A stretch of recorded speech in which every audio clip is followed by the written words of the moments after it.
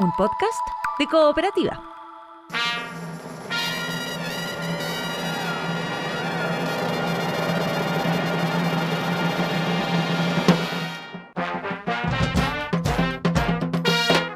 Hola, esto es Salud por la Historia, un podcast que reúne las conversaciones que hemos tenido durante ya varios años con el dramaturgo Andrés Kalavsky. Diálogos sobre los pequeños y grandes momentos que forman nuestra historia.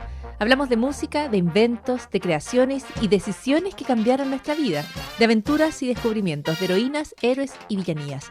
Este es un podcast para entender cómo llegamos hasta aquí y suena como un brindis. Salud por la Historia. Es el día del libro y Andrés Kalavsky, ¿por qué no?, va a hablar de los cuadernos.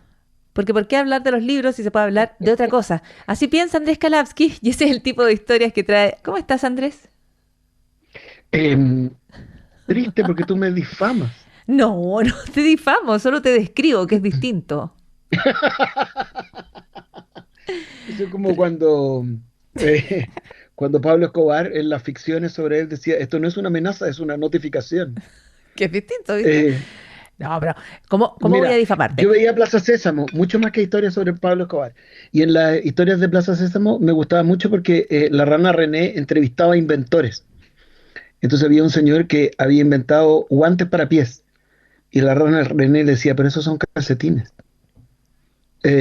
Otro que había inventado la mesa tintineante. Y la rana René le decía, pero eso ya existe, es un piano. No, Y esos inventores siempre entraban en profunda desesperación, pero yo no, tú porque vas a seguir adelante. eh, Aunque yo actúe como la yo voy a rana seguir René. adelante. La rana René es mi Sí, gran es que, inspiración profesional, quiero decirte. Es momento de contarlo. bueno, aquí está efectivamente de reportero con un impermeable. Yo espero que tú tengas un Sí, pues. impermeable parecido.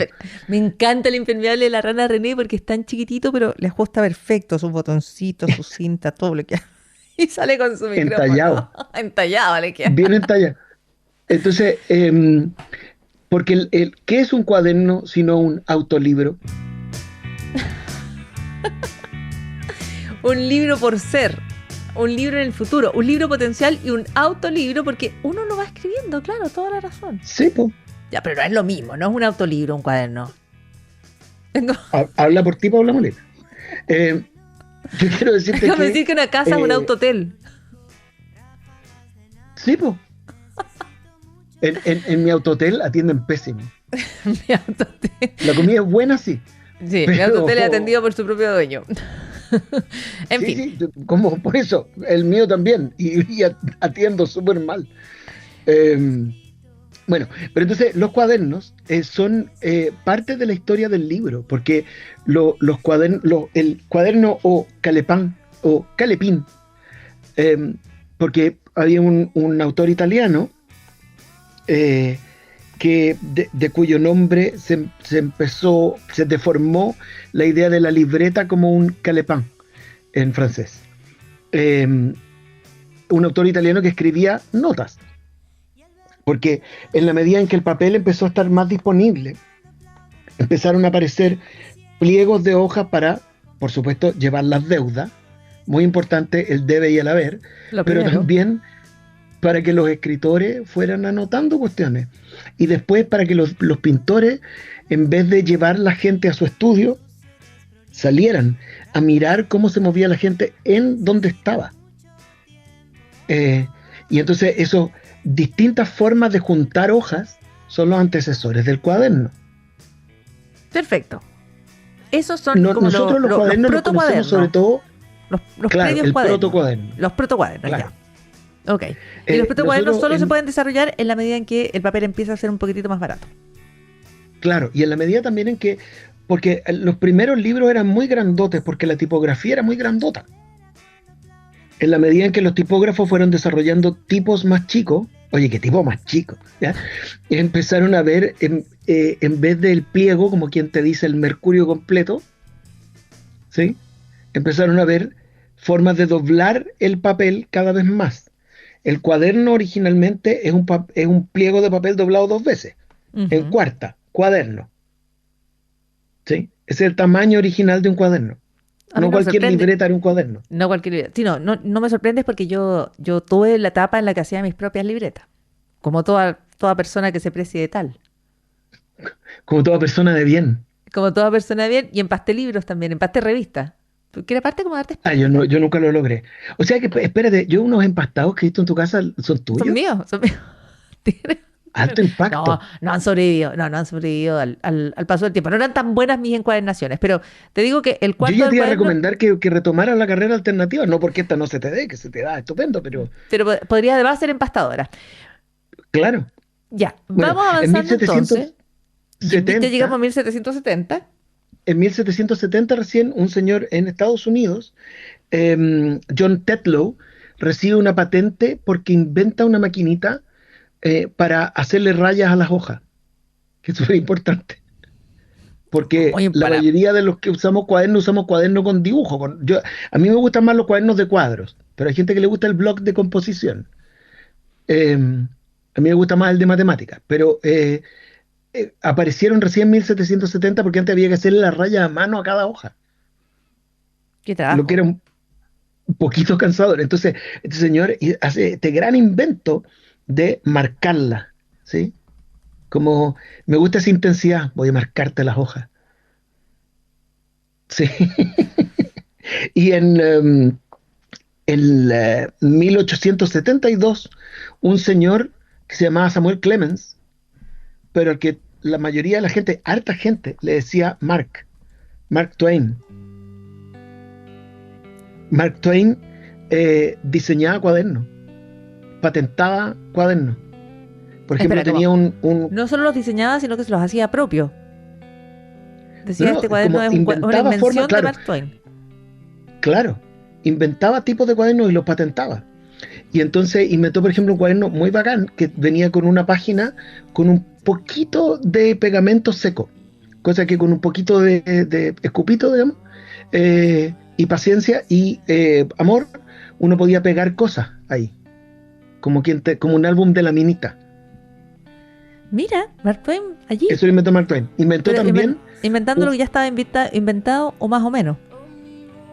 no, no, pero haciéndole mejoras, perfeccionándolo. Paula Molina, oye, ¿por qué Portilla hacía Mark Twain? Porque sospecho. Escuchamos de fondo la música de The Notebook, el cuaderno. Ah, por supuesto. Bueno, entonces otra invención de Mark Twain son esos cuadernos que vienen con las hojas sueltas perforadas y un anillo que se abre y se cierra. ¡Oh! Mira, eso me gusta porque De de esa hecho, manera se a puede Mark ir, Twain sí, uno puede ir, a Mark claro, Twain que tú lo haciendo andas lo que mirando en sé. menos. No lo ando mirando menos. Sí, no, yo te veo aquí a los grandes de la literatura, tú con la punta del pie. A Mark Twain le pagaron más en vida por sus patentes que por sus libros, por sus cuadernos que por sus libros. No será el último escritor al que le pase. eh, recibir más plata por otra cosa que por sus libros. Un saludo a todos los colegas. Eh, A los colegas escritores. Mark Twain, tú dices, con su enorme éxito, porque Mark Twain además era una celebridad en vida, qué sé yo, él donde logra ganar muchísimo dinero es con estos cuadernos que él mismo había creado y que patentaba allí en Estados Unidos, donde a todo o a muchas cosas o a muchas invenciones le puedes dar tu propio sello y por lo tanto se vuelven tuyas, se vuelven propias. Me parece bien sorprendente y lo que nos habla una vez más de la enorme creatividad de Mark Twain. claro, y recién en 1920, un señor Birchall de Australia eh, a- agarra esta idea de, ok, hojas dobladas en cuatro con un cartón por fuera todo corcheteado y lo llama Silver City Writing Tablet. Y ese es ¡Wow! el ¡Qué nombre! cuaderno contemporáneo. Y en 1924, o sea, unos añitos después, un caballero, suponemos, logra ponerle, está en disputa el nombre de quién le pone finalmente el espiral, pero recién en 1924 aparece el cuaderno con espiral, que es sí el cuaderno donde uno puede escribir sus deseos más oscuros, sus pensamientos más cochinos, como hoy no me lavé las manos y estoy escribiendo. Eh, porque, y para quienes somos zurdos como yo, eh, el espiral es una tortura, duele. porque, Por supuesto. porque uno se apoya con la manito en el espiral para escribir en la hoja. El espiral tiene la gracia de que todas las hojas quedan planas, una maravilla. Es una maravilla tecnológica el espiral, pero duele. Es una maravilla tecnológica que duele para los zurdos. Y entonces a personas como yo, que somos unos inútiles, que el único callo que yo tengo es por escribir, entonces a los que nos gusta escribir y somos zurdos, el cuaderno nos produce a la vez placer y dolor. Entonces el cuaderno es una cosa muy, ¿qué te diría yo? Cargada. Es una cosa compleja. Ahora, una cosa es el cuaderno del cual tú nos has contado allí buena parte de su preciosa historia, y otra es escribir. Y otra cosa es ir completando esas libretas de notas y es ir haciendo el ejercicio de la escritura a mano, porque un cuaderno supone a un escribiente, ¿no? A Claro, diferencia, no una sé, persona que piensa con papel, y una persona que además va a escribir a mano.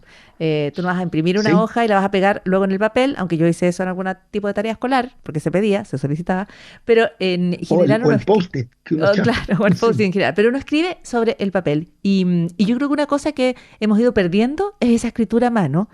Y como todo lo que vamos perdiendo, después vamos corriendo a tratar de recuperar, que es darnos cuenta de que cuando dejamos de escribir a mano, dejamos también de recordar, dejemos también de aprender de la misma forma en que se aprendía allí donde uno toma un lápiz y deja el corazón en la tinta del papel. Dejo sangre en el papel y todo lo que escribo al día siguiente rompería, claro, porque como tú muy bien dices, la escritura a mano es una escritura que está corporalizada, incorporada, que está pasada por el cuerpo de una manera distinta que la escritura con los deditos en el teclado. Y hay algunas experiencias que parecen dar evidencia de que se recuerda mejor lo que se escribe a mano. Mm. Entonces, contra la idea de Platón de que escribir es olvidar, pareciera ser que escribir es recordar, siempre que uno comprometa el cuerpo. Si uno Siempre que compromete uno el deje cuerpo allí y el algo. corazón en lo que escribe, puede conservar la memoria. Es una preciosa recomendación, además digamos, la práctica de escribir que nos instala como en otra sensación, en otro momento, nos da una concentración que es diferente, pero tal como tú has dicho, escribir es recordar, puede ser recordar, así que con la misma velocidad con la cual nos alejamos de los lápices y las libretas, yo creo que, no sé si la recomendación, pero el gusto de esta sección sería a recuperarlas. Y con ese comentario, Yo por lo Andrés menos Kalavsky, adoro cuando me regalan cuadernos y ¿te libretas. regalan cuadernos y libretas? Sí. Sí, a mí también me A encanta. la Me gente encanta. en la desesperación, porque la gente cree que yo he leído mucho, es mentira. Entonces dicen, no, ese libro ya lo debe tener. Entonces, ¿qué le regalo? Un autolibro. Y me regalan libretas en blanco y eso me hace muy feliz, me conmueve, Mira, ya tengo un porque regalo me para da tu espacio para próximo. escribir tonteras. Claro, te invita a escribir. Cada vez que a uno le regalan una libreta, te están invitando a escribir, a recordar. No así la agenda que te invita a agendar, programar y planificar. Andrés Kalavsky, el cuaderno o el Mande. autolibro. Muchísimas gracias. Ya, pues, chaito. Chaito.